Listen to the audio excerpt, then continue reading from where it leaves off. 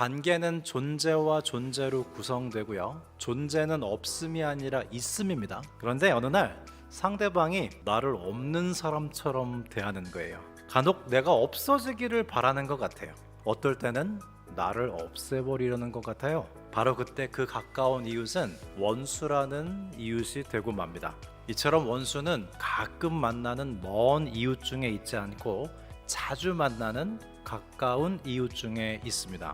오늘 본문은 예수님께서 십계명 제6계명 살인하지 말라라는 말씀을 재해석하신 내용인데요. 우리가 누군가 용서하지 못할 때, 그리고 원수를 갚으려고 할 때 마음에 품게 되는 감정은 분노예요. 그러면 예수님께서는 우리 안에 용서하지 못하고 원수 갚으려는 이 분노의 마음을 어떻게 다루어 주시고 만져 주실까요? 지금 다른 사람의 잘못 때문에 우라통이 터져서 분노로 가득한 사람이 하나님 앞에 나왔을 때 하나님께서 그에게 주시는 은혜는 그 자신이 형제 자매에게 잘못한 것들이 생각나게 하시는 것입니다. 하나님 앞에 서기 전에는 내가 피해자라고 생각했는데 막상 하나님 앞에 서고 보니 나는 피해자이고 다른 사람이 가해자라는 의식이 뒤집어졌어요.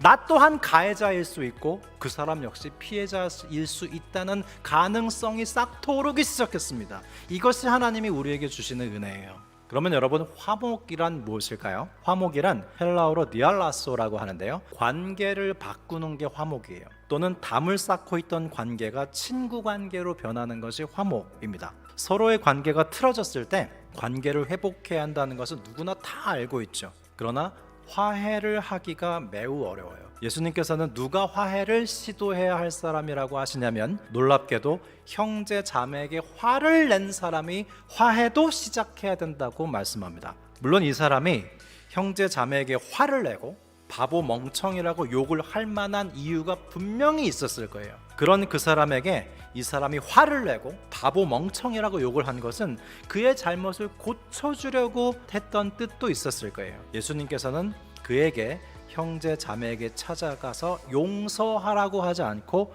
화해하라고 했습니다. 그러면 여러분, 용서는 무엇일까요? 용서는 영어로 forgive, 포기하다의 give up이라는 말에서 비롯됐습니다. 즉, 용서하기 위해선 포기해야 될 것들이 있는데요, 분노, 복수심, 보상을 받으려는 감정, 이런 것들을 포기해야 용서가 된다는 것이죠. 화해는 등을 돌리고 있던 두 사람이 서로 만나야 되고 서로의 문제를 이야기하고 나누고 서로의 잘잘못을 인정하고 친구 관계를 회복하는 것입니다. 예수님께서 가서 용서하라고 하신 것이 아니라 화목하라고 하신 것은 가해자와 피해자의 문제가 일방적인 것이 아니라 상호적이라는 것을 아셨기 때문이에요. 그러면 여기서 중요한 것은 여전히 누가 먼저 화해를 시작하는가입니다. 본문의 내용을 자세히 보면 화냄을 당한 형제자매는 아무런 대응을 한 흔적이 없습니다. 아마도 이 화냄을 당한 사람은 강자이기보다는 약자일 겁니다. 그래서 자신에게 화를 낸 사람에게 감히 아무 말도 못하고 하나님께만 자신의 상처받은 심정을 아뢰었을 겁니다. 하나님께서는 이 두 사람의 기도를 들으셨죠. 그리고 화냄을 당한 사람이 아니라 화를 낸 사람에게 하나님의 생각을 넣어주셨습니다. 내가 피해자가 아니라 가해자일 수도 있겠구나 하는 생각.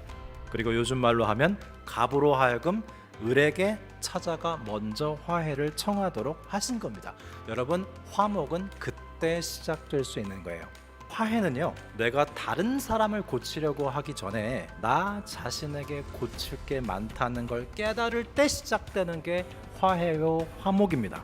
하나님과 우리 인간을 화목해 하신 예수님께서 여러분 어떻게 하셨죠? 시종일관 우리의 모든 죄와 잘못을 지적하셨나요? 예수님께서는요, 자신이 죄인인 것처럼 인간들에게 오셔서 고난당하시고 십자가를 지셨어요. 그 결과 하나님과 우리가 화목하게 됐습니다. 우리가 하나님 앞에 나아갈 때, 그리고 하나님께서 우리에게 은혜로운 생각을 넣어주실 때는 상대방이 나에게 잘못한 것을 보여주시는 것이 아니라 내가 상대방에게 잘못한 것들을 많이 보여주십니다. 그 결과 그에게 찾아가 용서를 구하고 화해하게 하시죠. 바로 그때 서로를 향한 용서와 화해가 대화를 하기 시작하는 거예요. 용서와 화해는 우리 자신의 힘으로 하는 것이 아닙니다. 하나님 앞에 나오십시오. 그리고 하나님께서 나에게 넣어주시는 한 생각을 받으시고 영혼의 균열과 지진을 맞이하십시오. 알바트로스 새가 폭풍우가 몰려올 때 벼랑에서 뛰어내려서 바람의 힘으로 날아오르듯이 폭풍우가 몰려오는 것 같은 분란과 다툼의 상황 속에서 믿음의 날개를 활짝 펴고 인생의 막다른 벼랑 위에서 뛰어내려 하나님의 은혜의 능력으로 용서와 화해의 비상을 하는 은혜가 저와 여러분에게 있기를 기원합니다.